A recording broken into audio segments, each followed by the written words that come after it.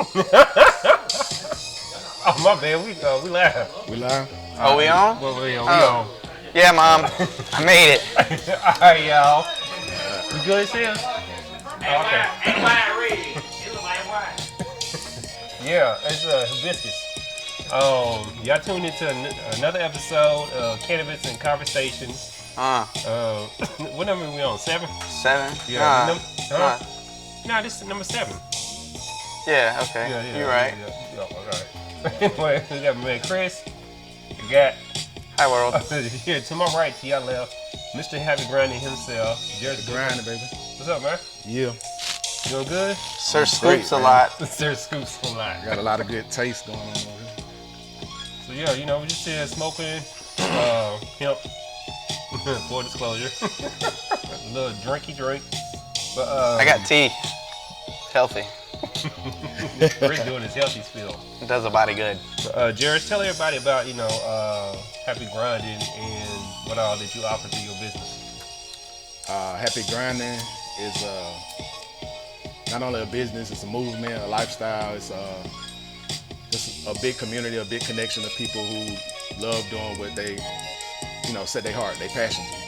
So, people just pursuing their dreams, entrepreneurs, people just pursuing what they love, whether they're artists or whatnot.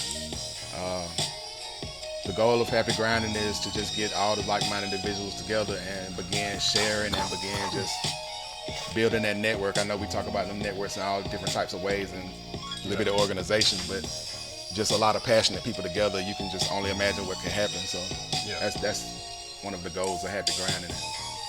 Like I say, we go through a lot, so it's all about right now doing what you love. So that's the main base of it, which is what we're doing right now. Exactly. What we love to do. I love creating new content. And I love promoting other businesses. Yeah. Oh, my bad. Shout out to Twine. Blazing Smoke Shop. I done forgot already. What up, my bad, Twine. Raise the roof. For allowing us to use his space to shoot this episode. So if y'all want, y'all want to get that Cookout products, y'all can do so. 3555 Mercer University Drive, building 1013 here in Macon, Georgia, 31204. He got a lot of other hookah products and hookah as well. So y'all come support. Well, this is Cannabis and Conversations. What I've had previous guests do, they told us their their favorite edible story. You got one? Yeah. Immediately. Everybody's got one. Hey, where's that Sparky Smart now? All right. Favorite edible story.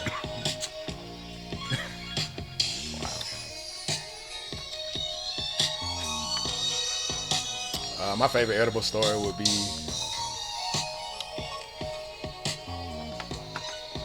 Oh man. Go ahead, just spill it out. Ain't no judgment here. I'm trying to pick one. Oh, he said pick one. He got multiple. I got multiple, man. I'm trying to figure out what's on top of the list. Yeah, where did it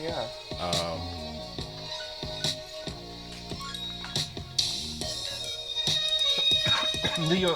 How was the first time when you first tried edibles? I think the first time I tried edibles, I was probably high for like 11 hours. Oh wow. Yeah, it does last pretty long. You felt pretty good, and then it kicked in, like when you thought you were about to go to sleep. Yeah. So then it's like you just up, and then you go to sleep. Then the next day you wake up, and then you still high. It's almost one of them things that get you hooked. I think why I had to go so far back is because I started smoking cannabis at a young age. So.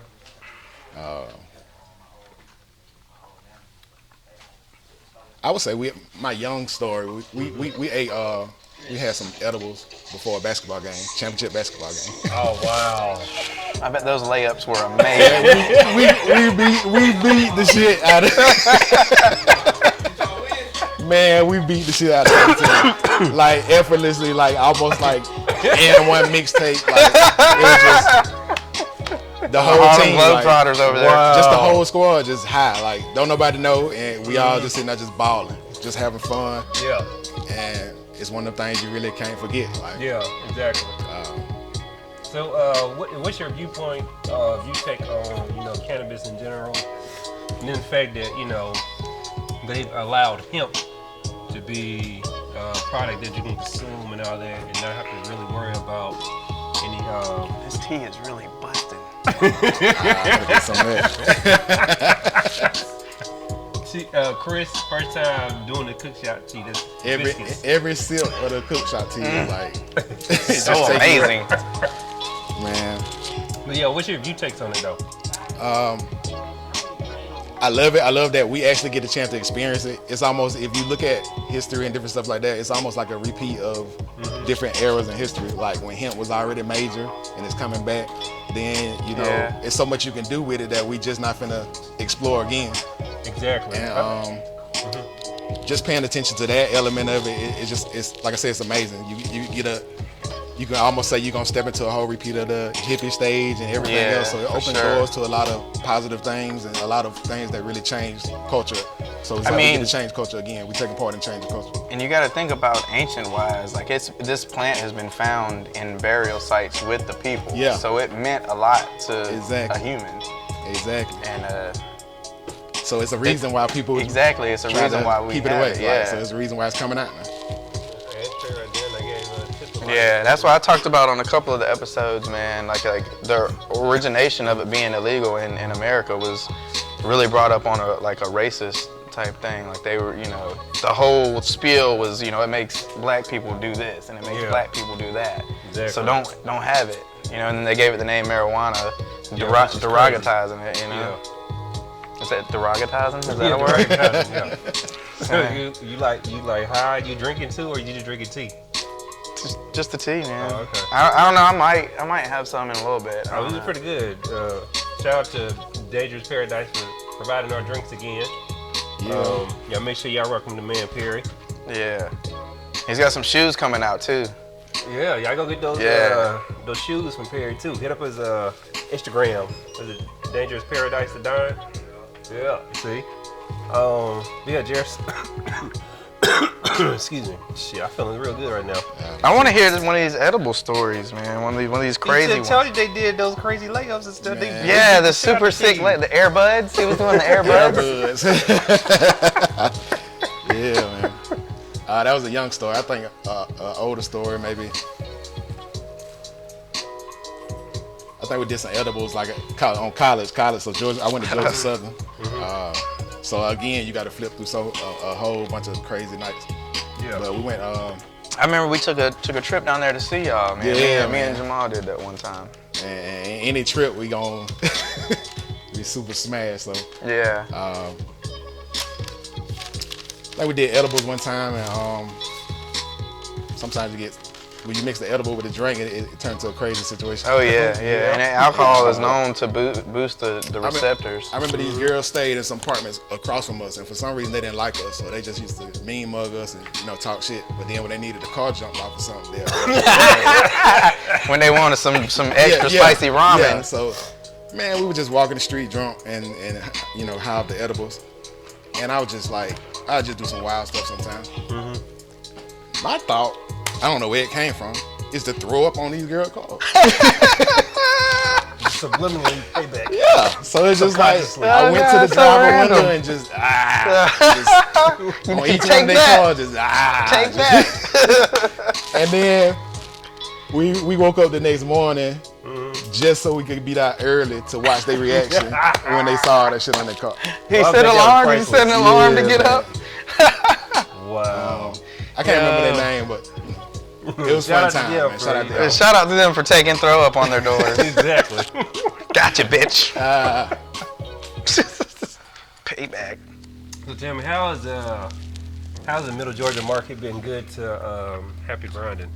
Do you feel like you get support and stuff like that? Yes, right off the I want to say right off the gate. At first, everything started off as kind of like hashtag, but once we started adding services and actual products, and a lot of stuff we've done so far has been testered. So it's like the reaction has just been awesome. Yeah. Without a lot of paid advertising and with just a buzz of the people that we know, connecting with the people that we know. So I feel like we reached the goal with that as far as networking and like being around passionate people. But the response has been tremendous. I get a lot of response in different services, especially like detailing. We got Signature Mobile Detailing, and just all around different parts, just getting to meet new different people. And like, how did you find me? And it'll be like social media, and you know. Yeah. So it's been working, man. It's just the response is awesome. And for the fact of Happy Grinding, one of the goals too was to do this with little or no money. Like all the goals and all the businesses that I've been a part of to help start. The ultimate goal with the business side of this was to do what professionals can do with little to nothing. So I think we've been reaching that goal. That's what I'm talking about. You know, I like your demeanor. I like your mentality. I like the fact that you out there, you know, doing it. You know, because you know we all could be doing other stuff, but we out here pursuing our dreams, chasing our goals and stuff like that. And you know, showing other people it can be done. Yeah. I think that's where people get like wrapped up in their head. You know, I can't do this, or you know, fear, or whatever the case may be, or not having seen us out there being successful. Yes. Because I think when you talk about stuff like that, when you read a lot of books and you got to make yourself knowledgeable of what's going on, you don't see people, you don't read those books from people the same as yourself. So it's kind of like, how I want to say that. You can say it. No. Say how you feel it. This tea by the cook shop is really fantastic. I think that got me lost. Lost in the brew. Well, you know. Oh, man. It is what it is. Yeah.